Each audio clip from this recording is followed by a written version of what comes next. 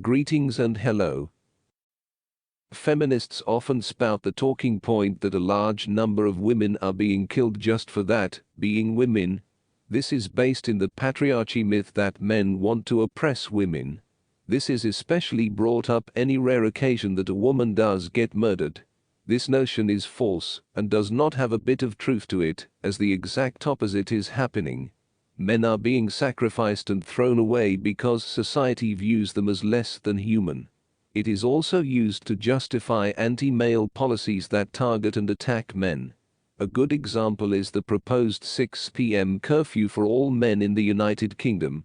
This curfew was proposed only to restrict men's freedom of movement and lifestyle, which goes against all basic human rights.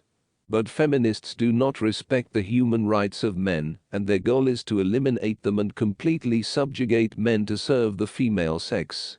This is why feminism is not just a ridiculous notion that can be dismissed offhand, but a real problem that men need to fight. Anti-male efforts and smears such as the false lie that a femicide is happening are not even meant to truly protect women. Women need zero extra protection, as they themselves are much less likely than men to be assaulted. Men have a much larger reason to be scared to walk alone at night than women, because even thieves and criminals are gynocentric and value female welfare, even if the target is quote-unquote easy. It is men who would be better off walking with a woman at night than vice versa.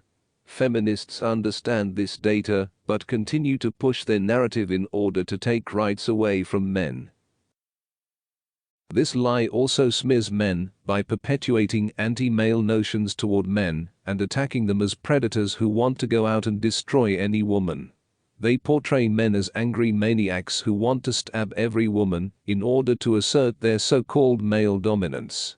This lie totally subverts the truth that men adore and pedestalize women to the point of basing their lives around sacrificing for them. Men create luxuries and extra aesthetic goodies so that women can be even more pleased. Of course, women don't really like men, but men still try to pander to women that they know they have no chance with.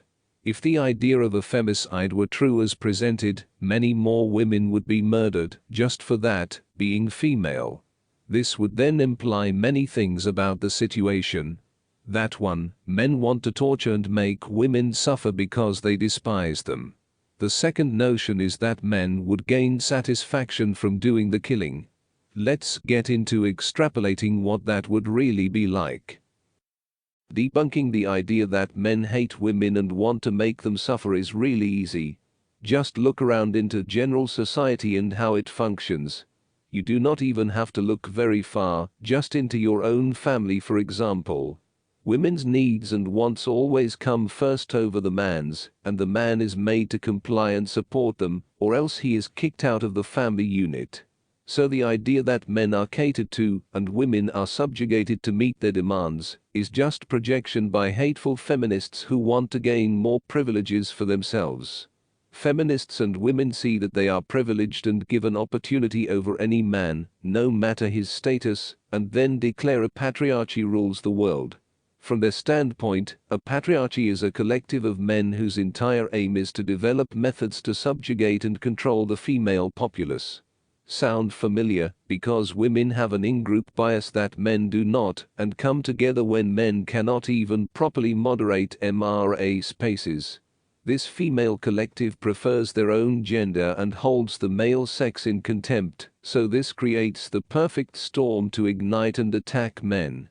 Through this alone, and men having an out-group bias toward women, women can state their contempt for men, and push misandrist narratives and laws to make men suffer. Men are the women as the feminist movement is to the patriarchy in their lie. So, the entire notion of a patriarchy is pure projection by women who are favored and given privileges by men, and who have a very high in-group bias. No men are oppressing women and trying to control them. Men sacrifice other men to try to gain the affection of a woman, by provisioning and being an attack dog for her. Women hate men and demand that they serve them or else they will get deselected. The second point to counter the femicide narrative is to refute the assertion that men love inflicting purposeful pain onto women. They are sadistic individuals with no other goal but to cause suffering to women, which they would gain pleasure from. This is honestly the most absurd thing, other than saying that aliens are living 789 miles underground and have large antlers with octopus limbs and the upper body of a deer.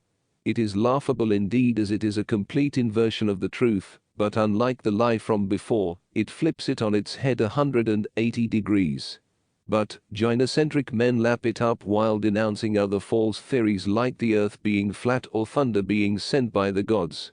This is because those men have an investment against their own self-interest as men to get the girl. They are so wrapped up in gynocentric conditioning that they will parrot a lie that women are oppressed, but laugh in your face if you say the sun is red. Anything their female goddesses tell them is truth, because these men were beaten down again and again and told that their only hope of redemption is through a woman. Men loathe themselves and other men because of this and become lapdogs for women. This is how lies like femicide get spread so far and are so prevalent. If it were really the case that men love seeing women suffer and be oppressed, then we would be seeing it in every echelon of society. But what do we see? We see the exact opposite, in fact, with men taking women's and society's abuse. Men even create platitudes for themselves, which just helps them quote-unquote know their place. This all starts with the mother brainwashing the children with the laughably easy life of a woman and saying how extraordinarily difficult it is, even if the husband works on an oil rig 6 days a week. This is the same as extrapolating a simple greetings card to a large-scale J.R.R. Tolkien work, except 99.9% filled with lies and demonic space lasers from the constellation of Googie Bargad. The truth is that lies like femicide are a smear to cover up an important men's issue. The issue of men being 80% of the victims of homicide. This is called androcide and is definitely happening through many forms all across the globe. This includes deaths from conscription, crime, homelessness, and many other things targeted specifically at men.